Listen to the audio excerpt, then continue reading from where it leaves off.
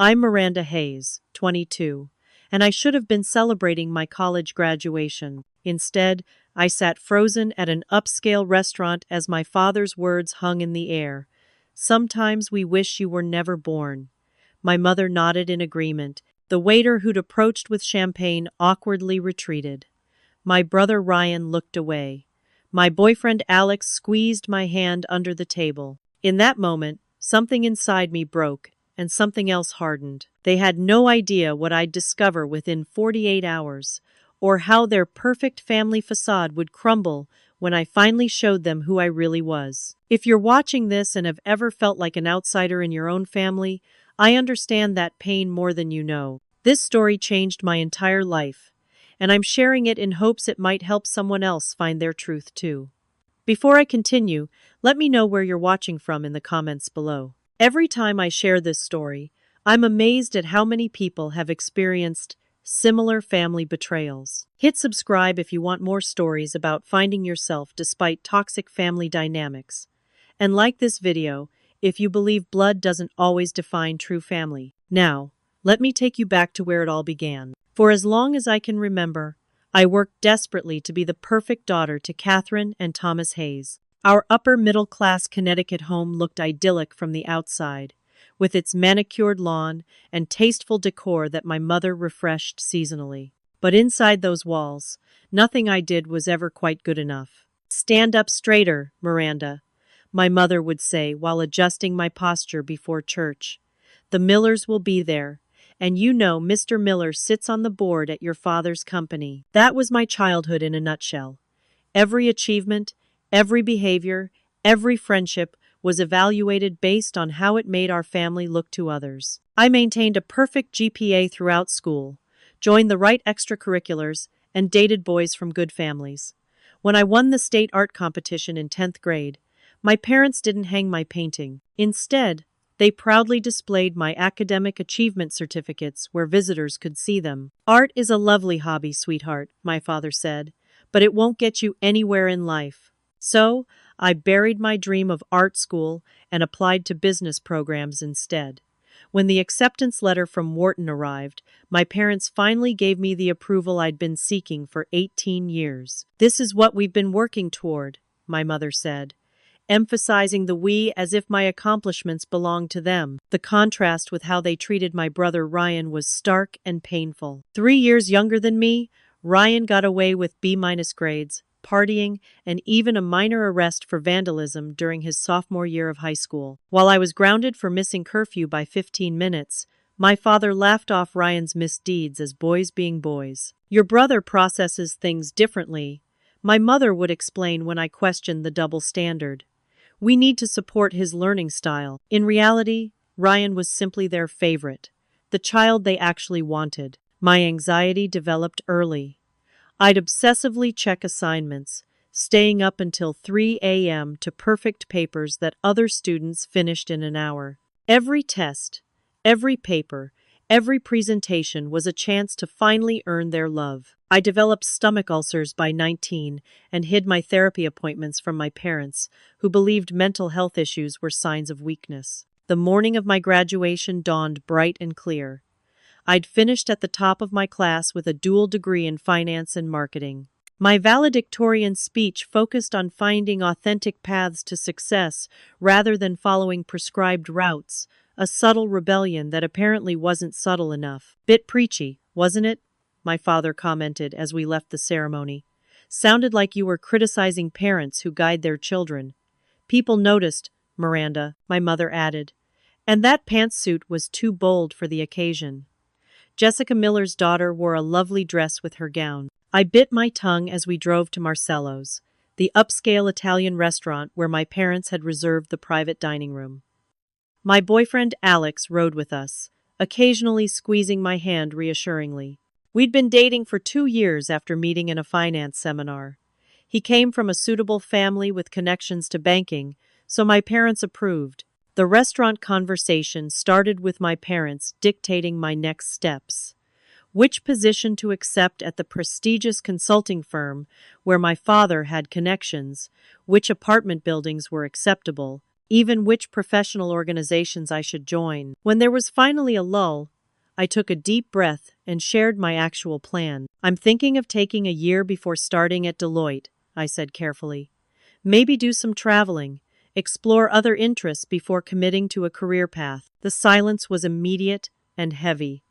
My mother's smile froze in place while my father's face flushed red. We didn't invest 22 years in you to watch you throw it all away on some finding yourself nonsense, he said, voice low but sharp. It's just a year, I countered. Many graduates take gap years. It wouldn't affect my job offer. I've already discussed it with the recruiter. My mother set down her wine glass with exaggerated care. Miranda, why must you always make things difficult? After everything we've done for you, done for me, I felt something snap. Years of suppressed frustration bubbled up. You've done things for yourselves, for appearances, not for me. That's unfair, my father said, his voice rising. We've given you every advantage. You've controlled every aspect of my life, I replied, my voice trembling. I've never been allowed to make a single choice for myself. My father leaned forward, eyes cold. And look how well you've turned out because of it. Without our guidance, who knows what would have happened to you? Sometimes we wish you were never born. Then we wouldn't have had to sacrifice so much for someone so ungrateful. My mother nodded in agreement. We gave up so much for you, Miranda.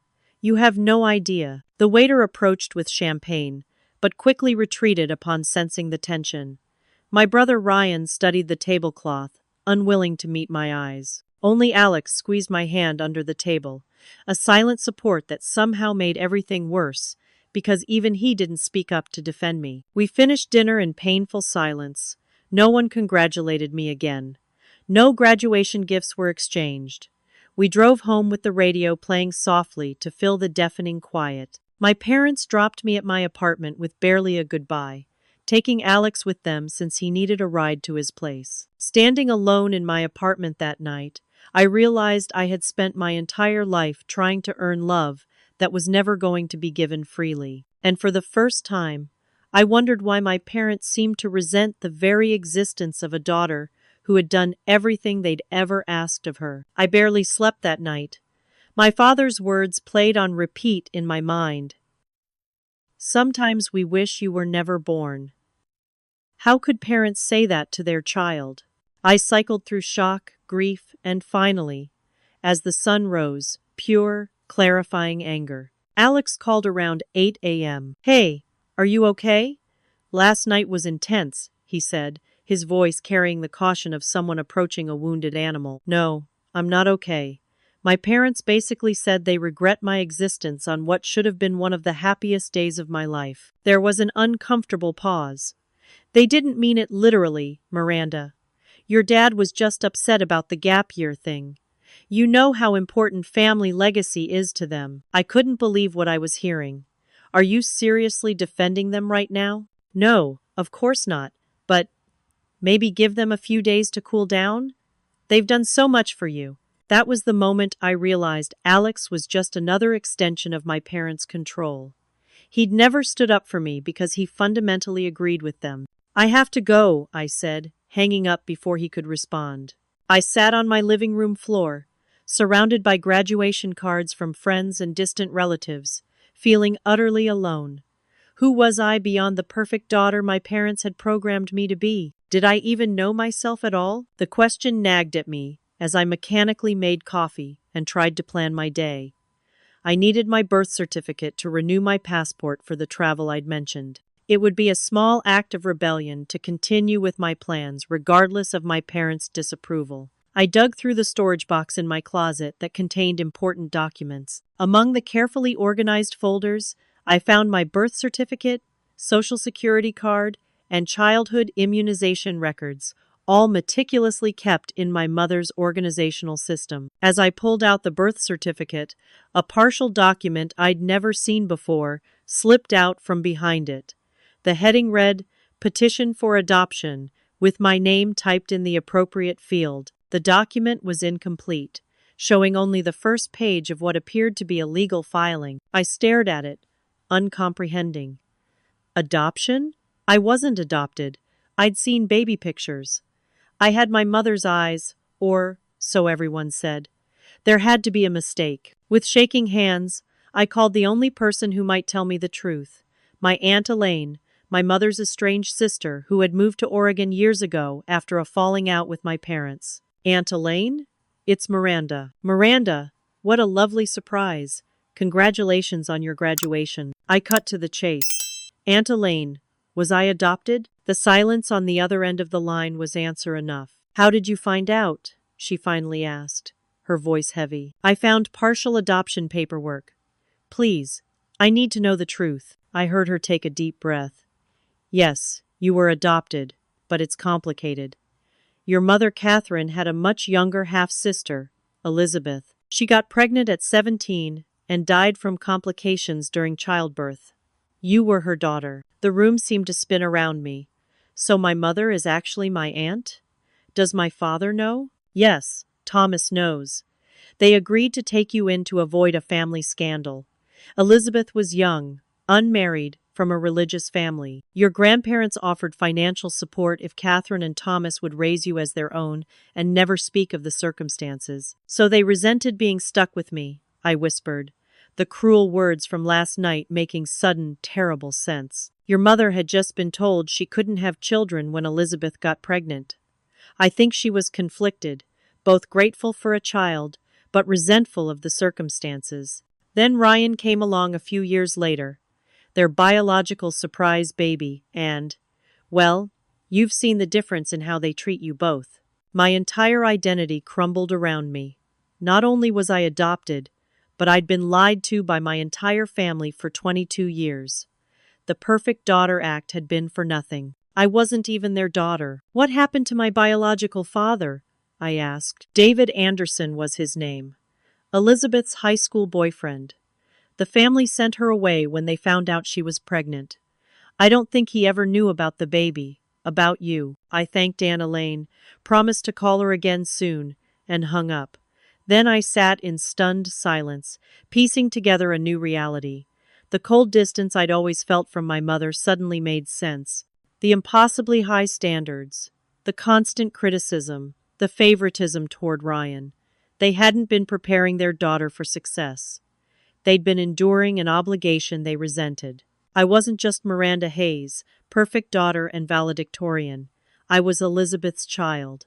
I had another identity entirely, one that had been hidden from me my entire life. And somewhere out there, I had a biological father who might not even know I existed. I called in sick to the summer internship I'd started the week before graduation.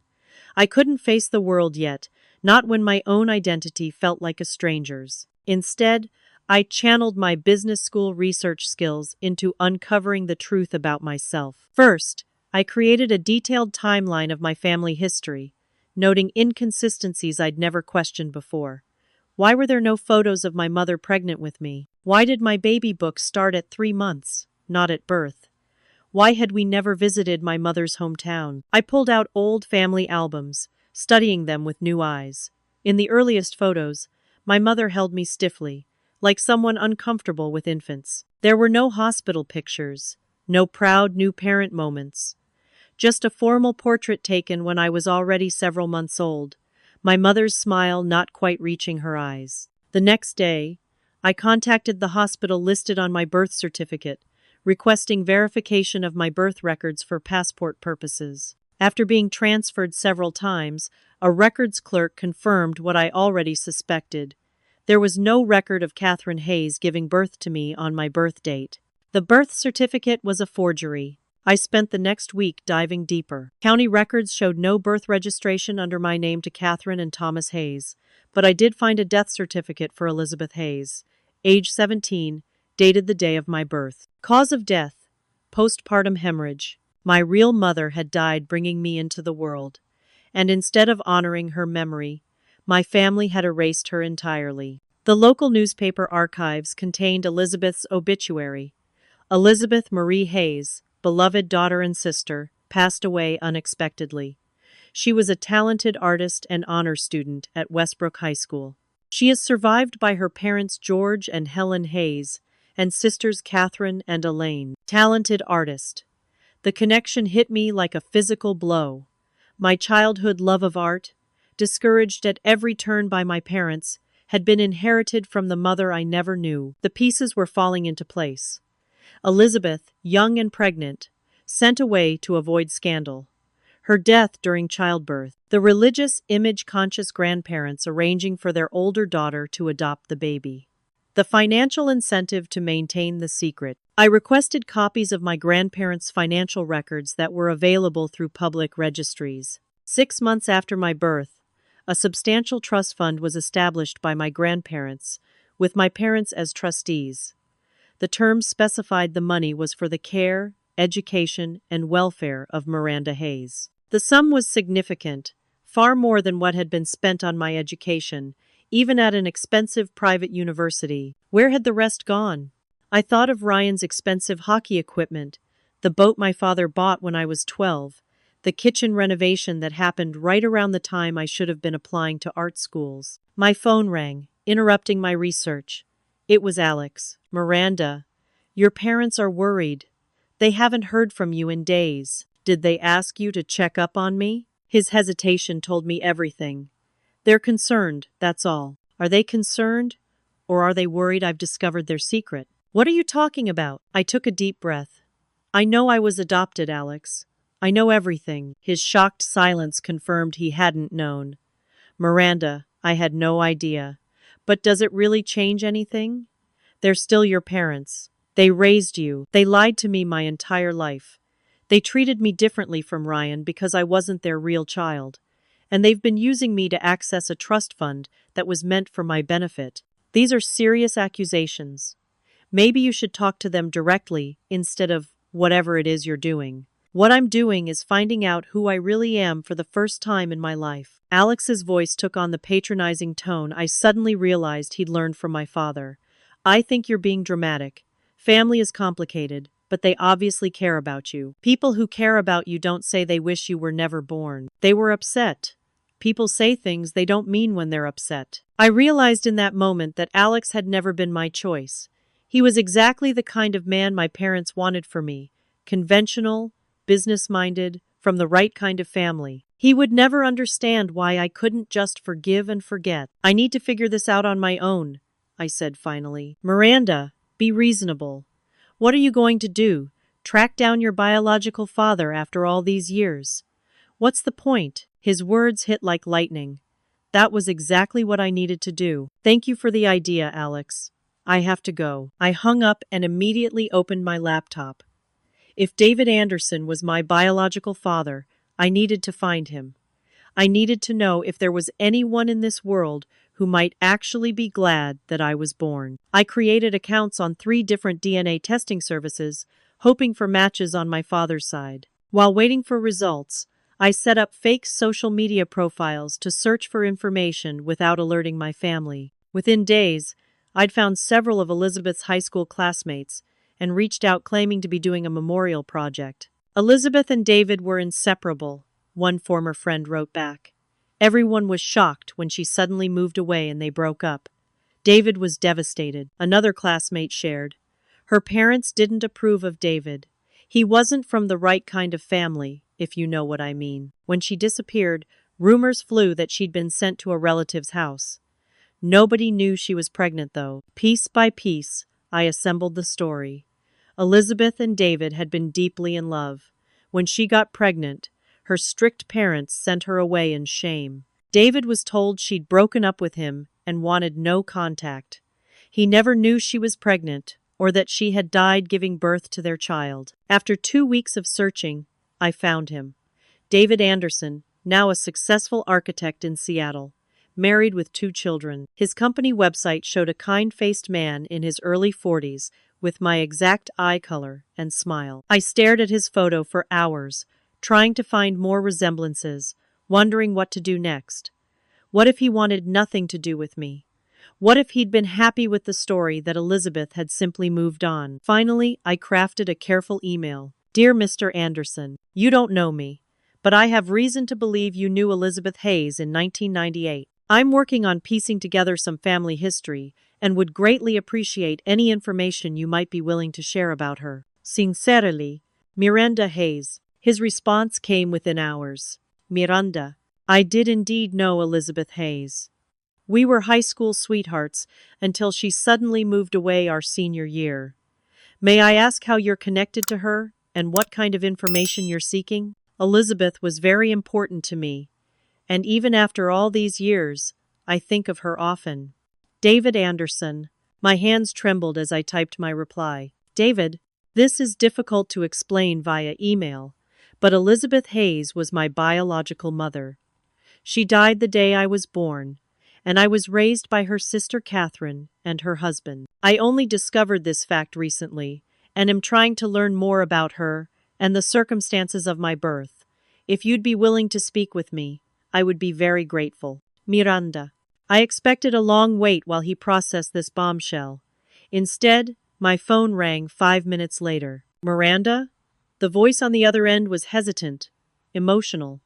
This is David Anderson. I think I might be your father. The DNA test results came back while I was on the phone with David, confirming what we both already suspected. The testing service listed him as my biological father with 99.9% certainty, along with several extended family matches from his side. I never knew, David kept saying, his voice breaking. They told me she broke up with me and moved to her aunt's in Colorado. I tried calling, writing letters, everything. Eventually her sister, your mother I guess, told me Elizabeth wanted me to move on with my life. They lied to both of us, I said, feeling a new wave of anger toward my parents. I was raised believing I was their biological child. I only found out the truth after they said they wished I'd never been born at my college graduation dinner. They said what? The shock in his voice was validating. My God, Miranda, I'm so sorry. We talked for hours that first night. David explained that he and Elizabeth had been deeply in love and had planned to get married after graduation. When she disappeared, he was devastated. I tried to find her for months. Her parents refused to give me her contact information. Your mother, Catherine, told me Elizabeth had moved on and was dating someone else. I finally had to accept it and try to rebuild my life. He'd gone to college on an architecture scholarship, eventually starting his own firm in Seattle. He'd married Sarah, a kindergarten teacher, and they had 2 children, Emma, 15, and Jake, 13. I need to tell Sarah about this conversation, he said. But I want you to know, I would have been there for Elizabeth and for you if I'd known. Without hesitation, the sincerity in his voice brought tears to my eyes. Here was someone who would have wanted me, who wouldn't have seen me as a burden or obligation. Would you be willing to meet in person? He asked. I understand if that's too much too soon. I'd like that, I replied. More than you know. We arranged for me to fly to Seattle the following weekend. Throughout the week, my parents called repeatedly, leaving messages about discussing my future and working through misunderstandings. I ignored them all. Alex kept texting, his messages growing increasingly concerned and then frustrated. Your parents are really worried. At least let them know you're okay. Finally, I agreed to meet him for coffee, if only to have some closure on that relationship too. We met at a quiet cafe near my apartment. Your parents think you're having some kind of breakdown, he said after awkward greetings. Did they tell you why? Did they mention what they said to me at graduation dinner? He shifted uncomfortably. They said you misunderstood, that you've been acting erratic lately. Did they tell you I found out I'm adopted? That they've been lying to me my entire life? Alex's expression confirmed they hadn't. Look, I'm sure there's an explanation. Family is complicated. Stop saying that. Stop making excuses for them. I took a deep breath. Alex, have you been reporting back to them about me this whole time we've been dating? His face flushed. Not reporting. They care about you, they just want to make sure you're on the right track. 2 years of my life, with someone who had been, essentially, another control mechanism. Someone who'd never really seen me as an individual, separate from my family's expectations. I think we need to break up, I said quietly. Because of one fight with your parents? Miranda, you're overreacting. No, I'm finally reacting appropriately to being manipulated and controlled my entire life. And I'm sorry, but you're part of that system. He tried to argue, but eventually left, warning that I was throwing away everything over family drama that could easily be fixed. I felt lighter after he left, like I'd shed another layer of the false life I'd been living. That weekend, I boarded a plane to Seattle with nothing but a carry-on bag and the hope that I might find something genuine on the other side. I'm pausing here for a moment because honestly, getting on that plane was the scariest thing I'd ever done. Have you ever had to choose between the life you've always known and a truth that might change everything? Let me know in the comments if you've ever had to make a life-altering decision based on new information. The journey I was about to take would redefine everything I thought I knew about family and myself. And what happened next truly surprised even me. The Seattle airport was crowded when I arrived, but I spotted David immediately. He was standing near baggage claim, shifting his weight nervously from foot to foot. In person, our resemblance was unmistakable. We had the same eyes, the same chin, even similar mannerisms. "Miranda," he said, voice thick with emotion. We stood awkwardly for a moment before he opened his arms. I stepped into his embrace and felt something click into place, like finding a missing puzzle piece I hadn't known was gone. We drove to a quiet cafe where we could talk privately before meeting his family. "I brought some things I thought you might want to see," David said, pulling out an old photo album. "These are all the pictures I have of Elizabeth." I opened the album with trembling hands. There she was, my biological mother, smiling at the camera with her arm around a young David. She had my curly hair and slight frame, her eyes bright with life. "You look just like her," David said softly, "especially when you smile." He told me about Elizabeth, painting a picture of a vibrant, creative young woman with a passion for art and music. She had been kind but strong-willed, determined to make her own path despite her strict upbringing. "We had our whole future planned," he said. "College together, marriage after graduation. When she disappeared, it nearly destroyed me." The Elizabeth he described was nothing like the shameful secret my family had buried. She had been loved, had dreams, had a personality beyond the tragic footnote of her death. "Did you try to find her?" I asked. "For months. Her family said she wanted a clean break. I called every day until her father threatened a restraining order. I went to their house once and found they'd moved without leaving a forwarding address." His voice broke. "If I had known she was pregnant, nothing would have kept me from her. Nothing." I believed him. The pain in his voice was too raw, too real to be anything but genuine. "What did my parents tell you about why she left?" David asked. I explained the story Aunt Elaine had shared, that Elizabeth had been sent away to avoid family scandal, had died in childbirth, and Catherine and Thomas had agreed to raise me as their own. "They never once mentioned you to me," I said. "I had no idea you existed until 2 weeks ago." David's expression hardened. "They robbed us both. They took away my chance to be your father." "They weren't exactly enthusiastic about being my parents either," I said, explaining their preferential treatment of Ryan and the cruel words at my graduation dinner. "I can't imagine saying that to either of my children," David said, genuine horror in his voice. We talked for hours, filling in the gaps in each other's stories. Finally, David looked at his watch. "Sarah and the kids are waiting to meet you, if you're ready." I nodded, suddenly nervous. "What have you told them?" "Everything. That I just learned I have a daughter, that I never knew about you, and that I'd like you to be part of our family if you want to be." The drive to his house in a quiet Seattle neighborhood was beautiful, with glimpses of mountains and water. David lived in a modern craftsman-style home he'd designed himself, with warm wood tones and huge windows that let in natural light. Sarah met us at the door, a petite woman with kind eyes and an easy smile. She hugged me immediately. "We've been so excited to meet you," she said, and the genuine warmth in her voice nearly brought me to tears. Emma and Jake were cautiously curious, studying me with wide eyes as they noted our similar features. "Do you like video games?" Jake asked, breaking the ice. "I'm terrible at them, but I'd love to learn," I admitted. "I can teach you," he offered seriously. Emma was quieter but joined the conversation when David mentioned I'd been interested in art as a child. "Dad says your mom was an artist too," she said. "I love painting. Would you like to see my studio?" Her studio was a corner of the family room, filled with canvases and art supplies. Her work was impressive for her age, showing real talent and creativity. "These are amazing," I said honestly. "Dad says you went to business school instead of art school," she said. "Why?" The innocent question hit me harder than expected.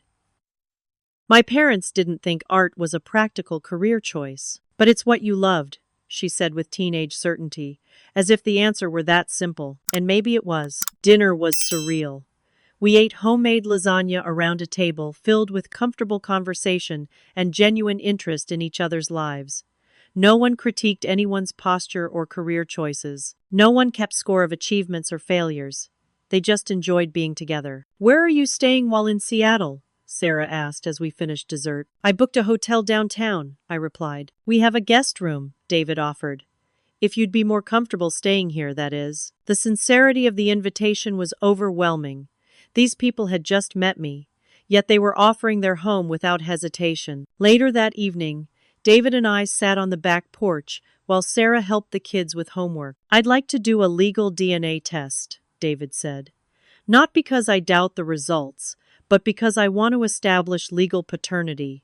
You're my daughter, Miranda, and I want that recognized officially." "I'd like that too," I said, surprised by the emotion in my voice. "We should also look into your adoption situation," he continued. "If your parents never legally finalize the adoption, that could have implications for the trust fund your aunt mentioned." I hadn't considered the legal aspects. "You think they might have misused funds meant for me?" "From what you've described about their lifestyle versus the education expenses they covered, it seems possible. A lawyer could help us understand what rights you might have." It was strange hearing someone so immediately take my side, so readily believe my experiences without questioning or minimizing them. "Whatever you decide about your relationship with Catherine and Thomas going forward, I want you to know you have a place here," David said. "I've missed 22 years of your life. I'd like to be part of whatever comes next, if you'll let me." For the first time in my life, I felt truly seen and valued, not for what I could achieve or how I could make someone look, but simply for being who I was. The weekend passed in a blur of new connections. Emma showed me her favorite art spots in Seattle. Jake insisted on teaching me his favorite video games, unbothered by my lack of skill. Sarah shared stories about teaching and asked thoughtful questions about my interests beyond the career path my parents had chosen for me. David gave me a tour of his architectural firm, introducing me to colleagues without hesitation. "This is my daughter, Miranda," he said each time, the words filled with unmistakable pride. By Sunday evening, I was reluctant to leave. The Anderson family felt more like home after 3 days than the Hayes household had in 22 years. "You're welcome back anytime," Sarah said, hugging me goodbye. "For visits or longer stays, whatever you need." David drove me to the airport, both of us quiet with emotion. "I know this is a lot to process," he said as we reached the terminal, "and you have some difficult decisions ahead about your relationship with Catherine and Thomas. But whatever you decide, you're not alone anymore." As my plane took off, I watched Seattle disappear beneath the clouds and felt something I'd never experienced before, the certainty that someone in the world was genuinely happy I existed. I checked my phone once we reached cruising altitude to find 20 missed calls from my parents. They'd somehow discovered I was in Seattle. When I returned from Seattle, I found my apartment door plastered with notes from my parents demanding I contact them immediately. My mother had even called my landlord claiming she feared I was having a mental health crisis. It was another attempt at control, dressed up as concern. I ignored their messages and contacted a lawyer the next day. Jennifer Reeves specialized in family law and trust disputes, and she listened carefully as I explained my situation. "Let me get this straight," she said when I finished.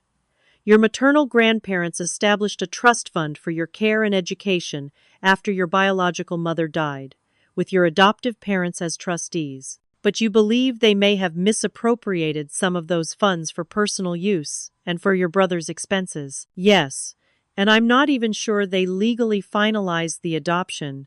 I only found a partial petition document." Jennifer nodded. "That's actually significant. If the adoption wasn't formalized, their legal status as trustees becomes questionable.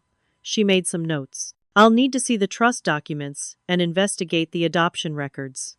Can you get copies of your parents' financial statements? Some of them. I have access to the family cloud storage where they keep tax records. Excellent.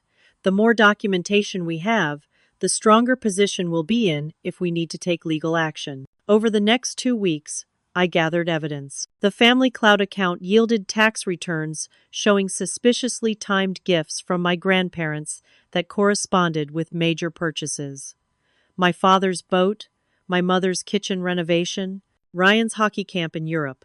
None of these expenditures benefited me. I found emails discussing Miranda's fund as if it were a family resource rather than a trust, specifically for my welfare. There were spreadsheets tracking withdrawals with vague purposes, listed like family educational expenses, during years when only Ryan was attending private school. The county records office confirmed my suspicion. My adoption had never been legally finalized.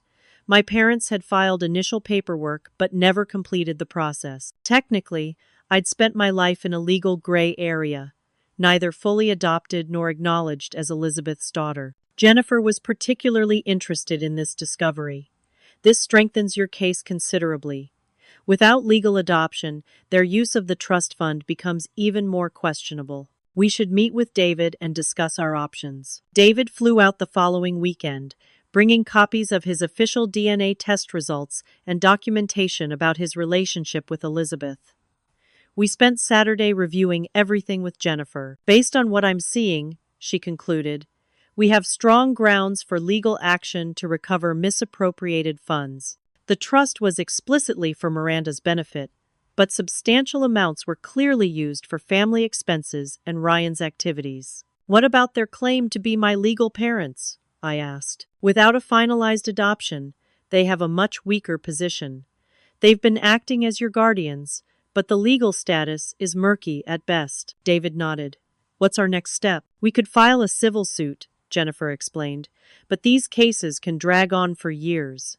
Given the family dynamics, I wonder if a direct confrontation might be more effective. Present them with the evidence, outline the potential legal consequences, and propose a settlement. The idea of confronting my parents was both terrifying and exhilarating. I want to do it at their house, I said, when the whole family is there. Are you sure? David asked.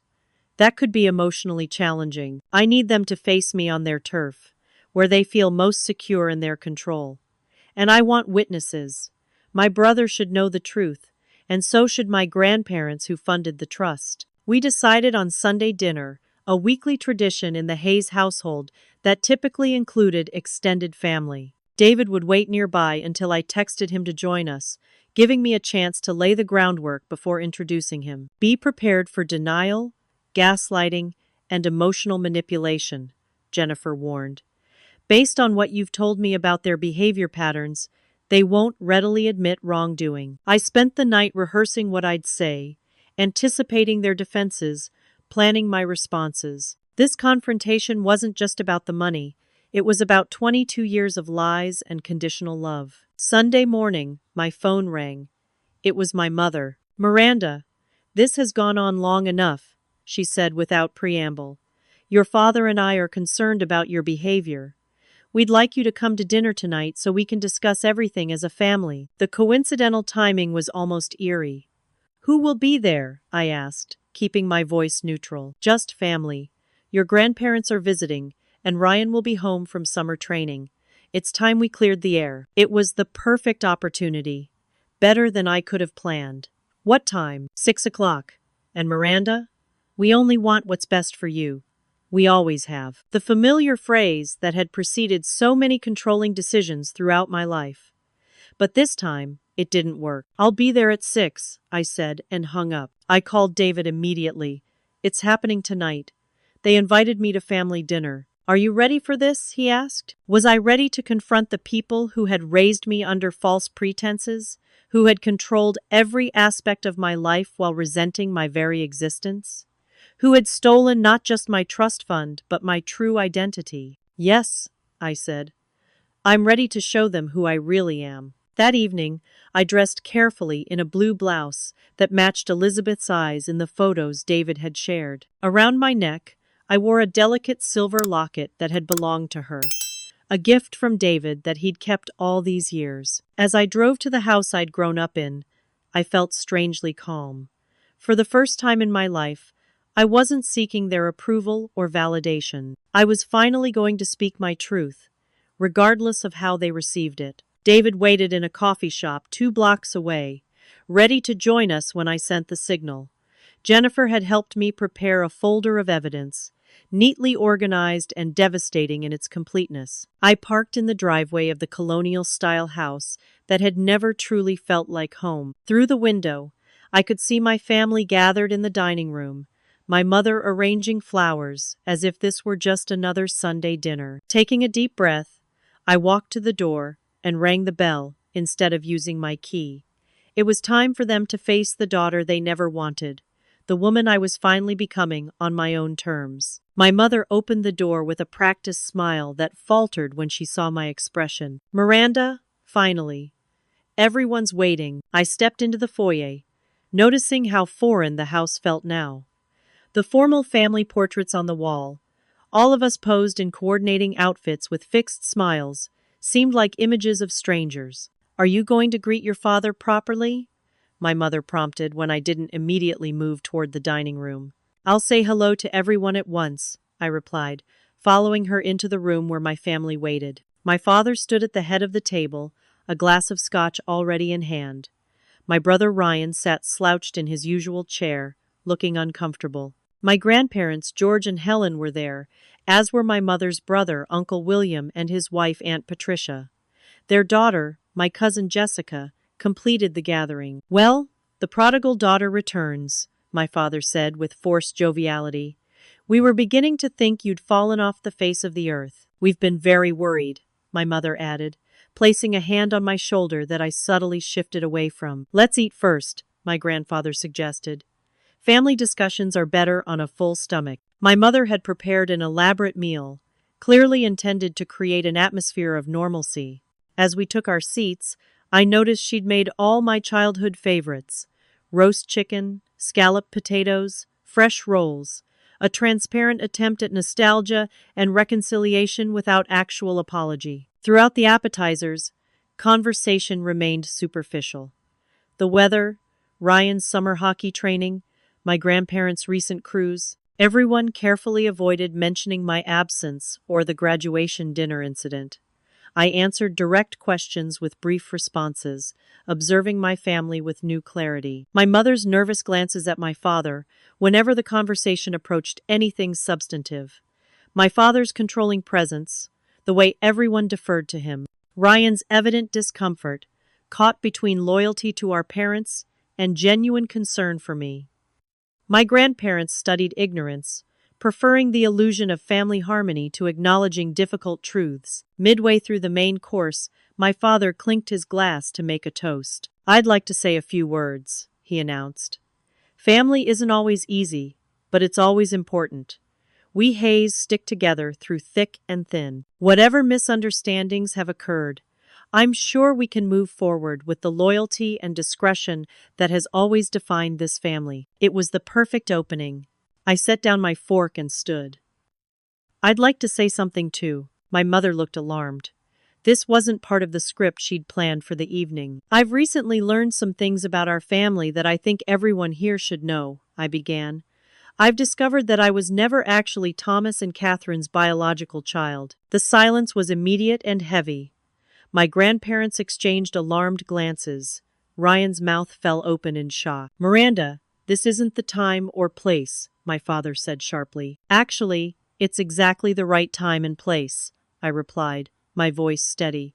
"Since everyone involved is present." I opened the folder I'd brought with me and laid out the documents one by one on the table. "I found out that I'm actually Elizabeth's daughter.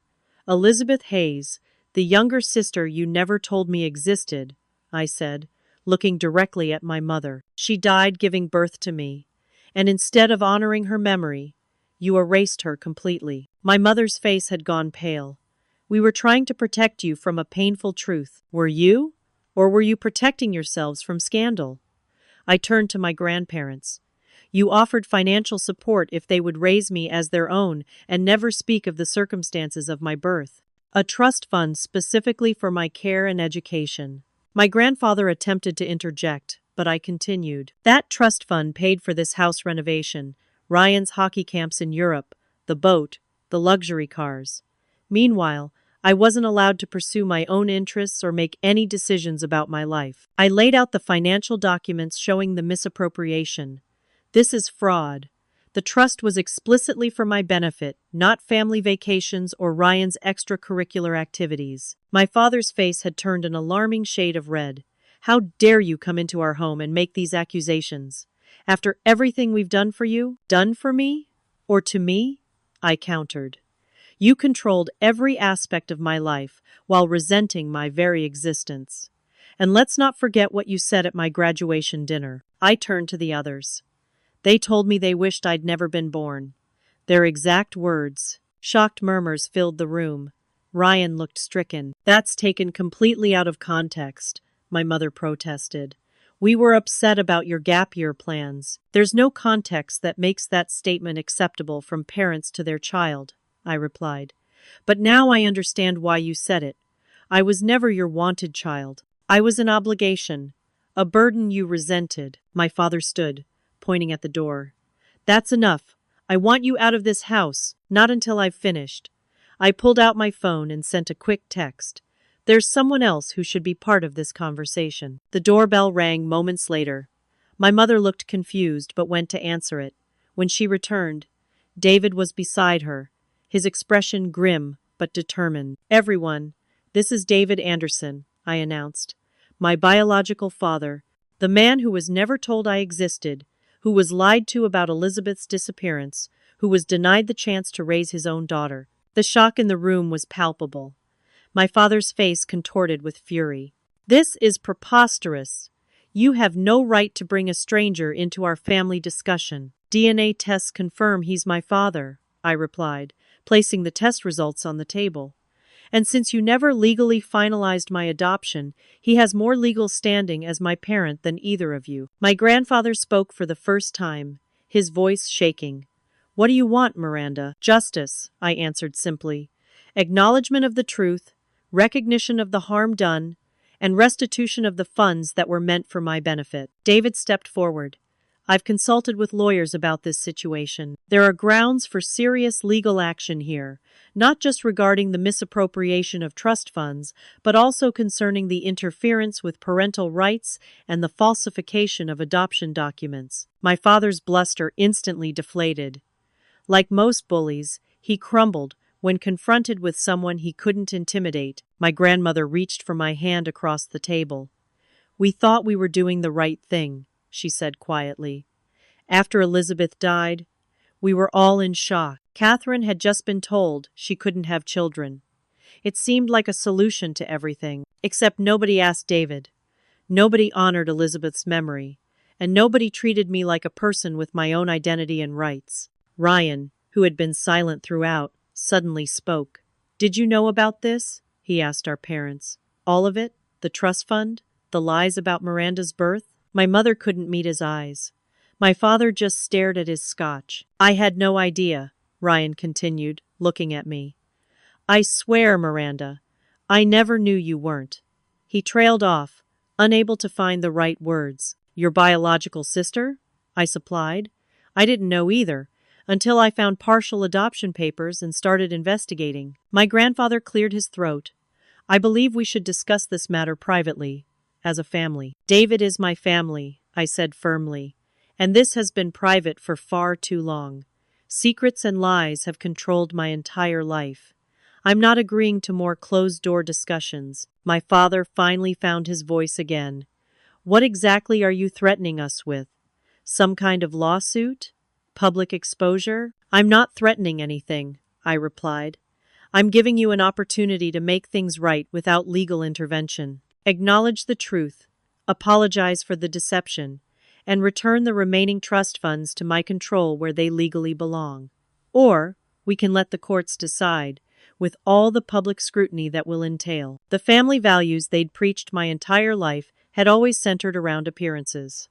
The threat of public exposure was more powerful than any appeal to decency or fairness. My grandparents exchanged looks. "We should make this right," my grandmother said softly. My father began to protest, but my grandfather cut him off. "Enough, Thomas. This has gone too far." He turned to me. "What you're asking is reasonable. We'll arrange for the remaining trust to be transferred to your control immediately." "And Elizabeth?" I pressed. "My real mother deserves to be acknowledged, not erased from family history." My grandfather nodded slowly. "You're right. Elizabeth deserved better than what happened. I was too concerned with appearances, with what people would think. I lost one daughter, and then effectively lost her child too." For the first time, I saw genuine remorse in his expression. David and I left soon after, leaving the family to process what had happened. As we walked to our cars, he squeezed my shoulder. "You were incredible in there, standing your ground, speaking your truth. Elizabeth would have been so proud." Driving away from the house that had never truly been my home, I felt an overwhelming sense of liberation. The confrontation hadn't fixed everything, but it had broken the power my parents had held over me for 22 years. The truth was finally out, and with it came the freedom to become whoever I wanted to be. The days following the confrontation brought a flurry of communications from various family members. My phone filled with text messages, voicemails, and emails ranging from apologies to justifications to outright denials. My grandparents requested a private meeting at their hotel. I agreed, bringing David with me for support. "We want to apologize properly," my grandmother said, her hands trembling slightly as she poured tea. "What happened to Elizabeth, and then to you, it was wrong. We were so caught up in avoiding scandal that we made terrible decisions." My grandfather nodded solemnly. "We've instructed our lawyers to revoke your parents' access to the remainder of the trust fund.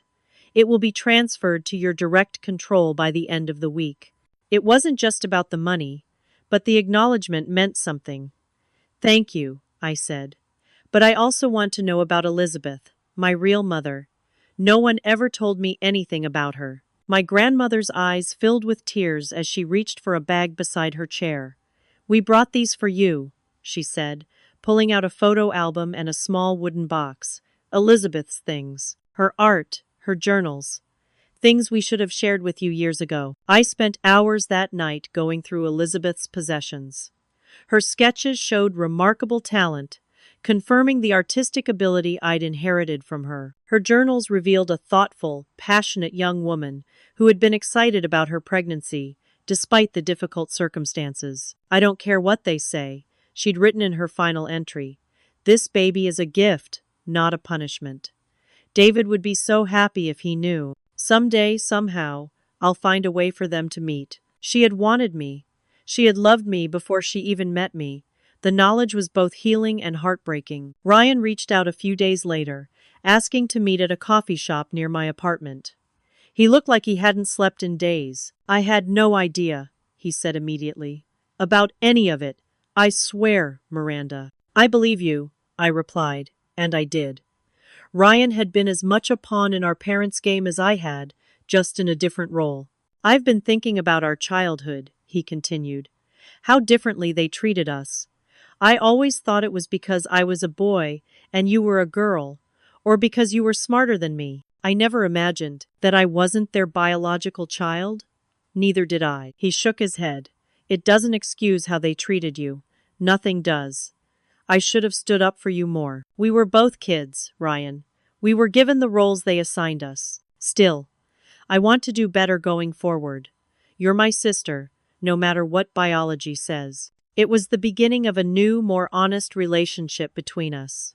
For the first time, we talked openly about the dysfunction in our family, the unrealistic expectations, the conditional love tied to achievements and appearances. My parents made multiple attempts to regain control in the following weeks. First came the angry calls and messages accusing me of betrayal and ingratitude. When those didn't work, they switched to tearful apologies and claims that everything they'd done had been for my own good. Finally, they tried financial leverage, suggesting they might contest the trust fund transfer. I maintained firm boundaries, communicating only through my lawyer. The legal proceedings moved forward, resulting in a formal agreement acknowledging my right to the remaining trust funds and establishing terms for restitution of misappropriated amounts. I used my business degree in ways my parents had never intended, meticulously tracking the financial deception through years of records. The forensic accounting revealed even more extensive misuse than I'd initially suspected. Throughout this process, I started therapy to address the complex emotions surrounding my identity and family history. Dr. Rivera helped me work through the grief of losing the parents I thought I had, while processing the discovery of my biological parents. "You're experiencing a unique form of complex grief," she explained. "Mourning the mother you never knew, the father you were denied a relationship with, and the adoptive parents who failed to provide the unconditional love you deserved." With the first installment of the recovered trust fund, I enrolled in art classes. My hands remembered what my mind had been forced to forget, the joy of creating that had been suppressed for so long. My early work unconsciously echoed Elizabeth's style, a genetic gift I hadn't known I'd received. David and I spoke almost daily, building the relationship we should have had from the beginning. His wife Sarah became a supportive presence, never trying to replace my mother but offering genuine care that asked nothing in return. My half-siblings, Emma and Jake, accepted me into their lives with the simple openness of youth, curious about their new sister and eager to establish connections. 3 months after the confrontation, I made the decision to legally change my surname to Anderson. It wasn't about rejecting the Hayes family entirely, but about claiming the identity that had been kept from me. "Are you sure about this?" David asked when I told him. "I've never been more sure of anything," I replied. "I want to honor Elizabeth and you, to acknowledge my true heritage." The day after filing the name change paperwork, I returned to my apartment after a meeting with my lawyers to find my parents waiting in the lobby. "We need to talk to you," my mother said, her voice carrying the authoritative tone she'd always used to demand compliance. "I have nothing to say to either of you that hasn't already been said through my lawyer," I replied. My father stepped forward. "This has gone far enough, Miranda. You've made your point. Now it's time to be reasonable and keep this matter within the family." "The time for that was 22 years ago," I said, "before you decided to lie about my very existence, before you chose to raise me as something I wasn't, before you systematically undermined my confidence and identity to maintain your control." "We gave you everything," my father exclaimed. "The best schools, the best opportunities. You were valedictorian because of our guidance." "I was valedictorian despite your conditional love. I succeeded to earn the approval you never freely gave. And now I understand why it always felt like I was auditioning for the role of daughter in my own family." My mother's carefully maintained facade cracked slightly. "We did love you, Miranda. In our way." "Your way wasn't good enough," I said quietly. "Love isn't supposed to come with conditions and expectations. It's not supposed to disappear the moment someone makes choices you didn't plan for them." "So that's it?" my father demanded. 22 years of family? And you're just walking away?" "I'm not walking away from family," I corrected him. "I'm finally finding it. With David and his family, with Ryan on new terms, even with my grandparents who are at least trying to make amends. What I'm walking away from is the control and manipulation you've disguised as parenting my entire life." They had no response to that. For the first time, I saw the realization in their eyes that they had truly lost me, not because I'd discovered I was adopted, but because of how they had treated me for 22 years. "I hope someday you can understand what you've done," I said, as I walked past them toward the elevator. "Not just to me, but to yourselves. You missed the chance to know who I really am because you were too busy trying to make me who you wanted me to be." As the elevator doors closed between us, I saw my mother reach for my father's arm, both of them looking suddenly older and smaller than I'd ever seen them before. 6 months after the confrontation with my family, I stood in my new Seattle apartment, surrounded by moving boxes and the fresh scent of possibility. The wall above my desk displayed my first completed painting since reconnecting with my artistic side, an abstract piece that incorporated elements of Elizabeth's style while establishing my own voice. I'd used part of my recovered trust fund to enroll in the art program at the University of Washington. After years of suppressing my creative interests, I was finally pursuing my passion while still utilizing my business degree by taking arts management courses. My apartment was only 15 minutes from David and Sarah's house, close enough for regular family dinners but far enough to maintain my independence. Photos of Elizabeth now held pride of place on my shelves, alongside pictures of me with the Andersons. I was slowly building a life that honored both my past and my future. The Anderson family had embraced me with an openness that still sometimes brought me to tears. David beamed with pride at my art shows. Sarah offered quiet encouragement when I doubted my abilities, and Emma and Jake treated me like the big sister they'd suddenly acquired. "You're coming to dinner tomorrow, right?" Emma asked during our weekly video call. "Dad's making his famous lasagna. I wouldn't miss it," I promised. My relationship with Ryan had evolved in unexpected ways. Free from our parents' comparison game, we developed a tentative friendship based on mutual understanding of the dysfunction we'd grown up with. "I'm thinking about moving out west, too," he told me during our last call. "Mom and Dad are losing it over the idea. They're convinced I'm choosing sides." "What did you tell them?" "That I'm not choosing sides.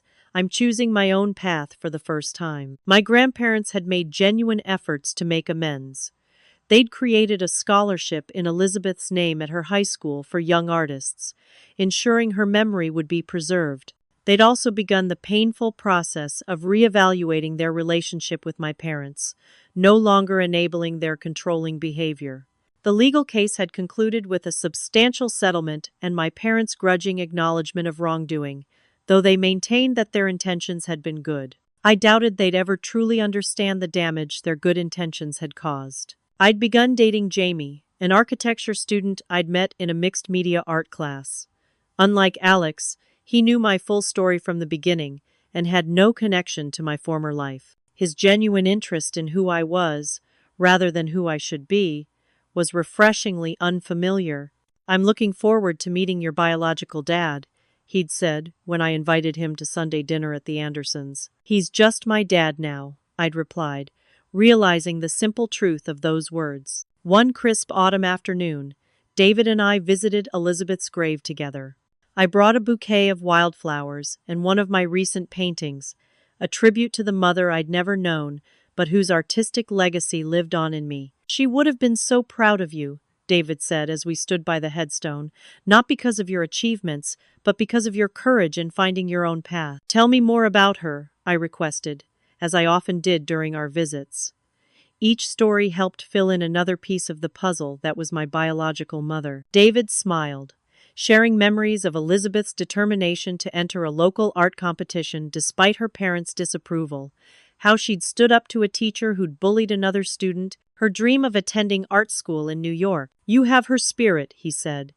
"That same quiet strength that doesn't back down from what's right." That evening, I attended my first university art exhibition, proudly displaying work that honored both Elizabeth's legacy and my own emerging voice. The gallery was filled with fellow students, professors, and family members. David, Sarah, Emma, and Jake arrived first, followed by my new boyfriend Jamie. They moved through the exhibition with genuine enthusiasm, stopping to discuss each piece with me and other attendees. As I was explaining my technique to one of my professors, I spotted a familiar figure entering the gallery. Ryan had come all the way from Connecticut, without telling me in advance. "Surprise," he said, giving me an awkward hug. "I wouldn't miss my sister's first show." "What about Mom and Dad?" I asked quietly. He shrugged. "They don't know I'm here. This is about supporting you, not their feelings." It was the most concrete demonstration yet of how our relationship had evolved. Ryan was making his own choices, independent of our parents' influence. As I looked around the gallery at my biological father and his family, my brother choosing to support me despite our parents' disapproval, my new boyfriend who knew and accepted my complicated history, I realized something profound. I was no longer the perfect daughter to anyone, but finally the authentic version of myself. The family I'd lost through deception and control had been replaced by relationships based on honesty and acceptance. The identity I'd been denied had become the foundation for a new life built on truth rather than appearances. My parents' cruel words at my graduation dinner had inadvertently set me free. By wishing I'd never been born, they had released me from the obligation to be who they wanted me to be, and given me permission to discover who I actually was. The greatest revenge against their cruelty wasn't the confrontation or legal action. It was finding the happiness and authentic life they had never wanted me to have. If my story resonates with you, I hope it offers some comfort in knowing you're not alone. Family isn't always defined by blood or legal documents. Sometimes it's found in the people who see you for who you truly are and love you without conditions. Have you ever had to redefine what family means to you? Share your experiences in the comments below. If this journey has touched you in any way, please hit that like button and subscribe for more stories about finding authenticity despite difficult beginnings. Thank you for listening to my story, and remember that sometimes the most painful moments can lead to the most beautiful transformations. No matter what family situation you're dealing with, you deserve to be truly seen and valued for exactly who you are.